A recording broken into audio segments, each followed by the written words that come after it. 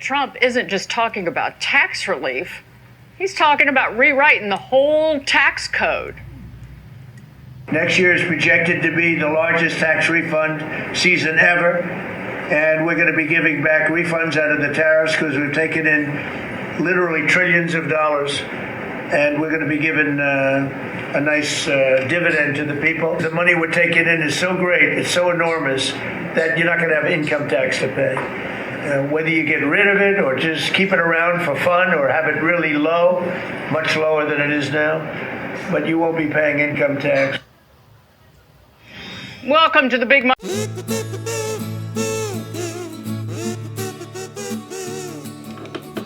Ayun. Nabalitaan niyo ba yun? Next year daw, meron tayong malaking tax refund. Nakaka-excite.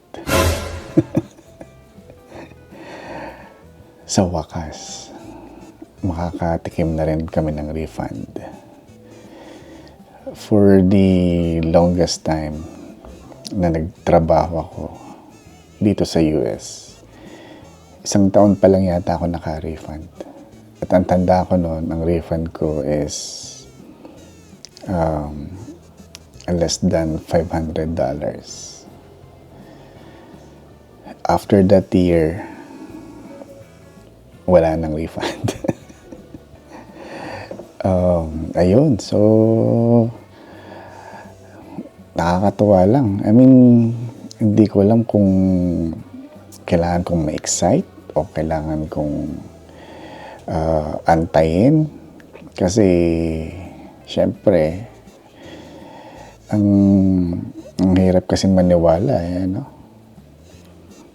Yung tax refund, ang tawag sa kanya ni Donald Trump is Big Beautiful Tax Refund. Parte yata to ng The Big Beautiful Bill niya. Kung gaano kalaki ang refund, yun ang malaking tanong.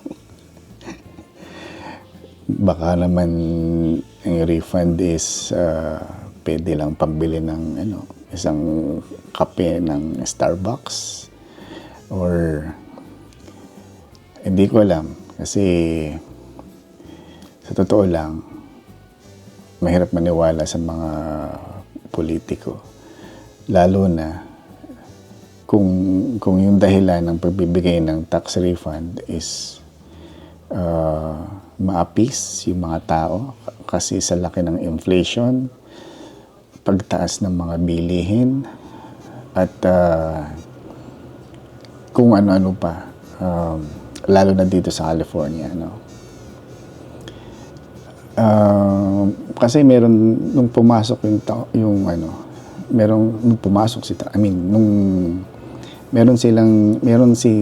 yung administration ngayon, meron silang tariff something. Hindi ako sanay sa ganung mga tariff, pero meron akong nababalitaan na that's good for economy. Meron naman syempre it's really bad for the economy. Whichever it is, alam ko apektado lahat ng tao dito sa US.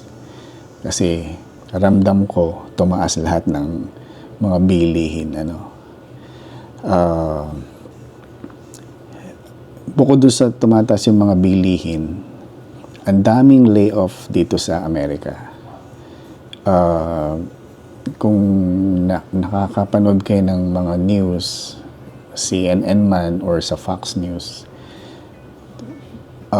lalo na doon sa Bay Area, thousands of employees ang nalilay off. So that's, I think it's every month. Hanggang ngayon, patuloy pa rin na layoff. So hindi ko alam kung that's the way of the government to, parang band-aid sa ganitong situation. I hope not. Sino ba naman ang ayaw ng tax refund, Meron pa rin noong balita na parang every family will receive a $2,000 refund. Pero meron akong napanood sa news na hindi lahat ng family ay magbibigyan ng tax refund. Depende rin yan sa income bracket. Kung ano yung bracket na yon, hindi ko alam. Pero syempre, sana kasama tayo doon. Pero hindi ako I'm not setting my expectation too high kasi for the past couple of years, hindi kami nakaka-receive ng refund.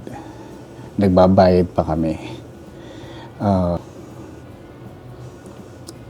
Paano ba magkakameron ng pondo ang government? Well, sabi kasi ng US, kaya doon nagkameron ng, well, sabi kasi ng government or ni Trump, kaya daw nagkameron ng ganitong budget kasi sa mga government tax spending or nag-cut sila ng spending ng government. Kung maalala nyo, si Elon, meron silang nagtayo sila ng bagong department, yung Department of Government Efficiency or DOGE.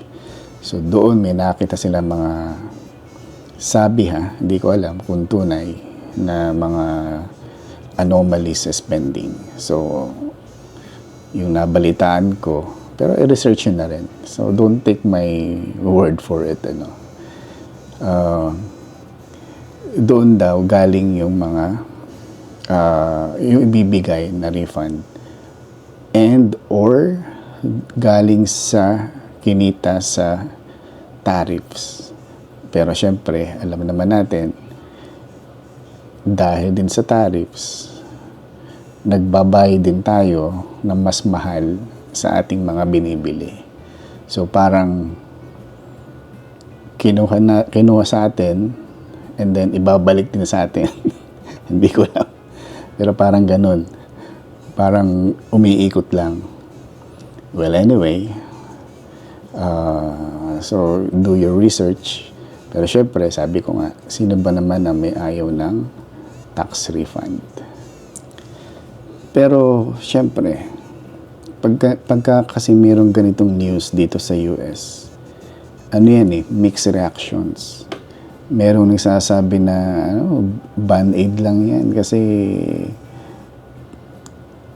sa laki ng naging inflation at sa pagtaas ng bilihin, it's one way of making people happy.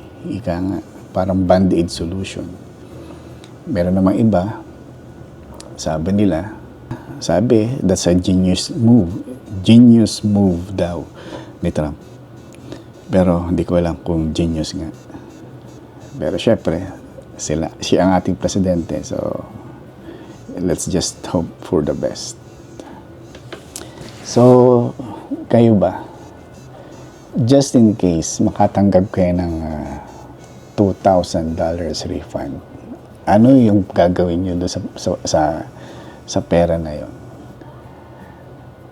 Bibili ba kayo ng appliances? Uuwi ba kayo sa Pilipinas? Masarap mag-isip. Pero kung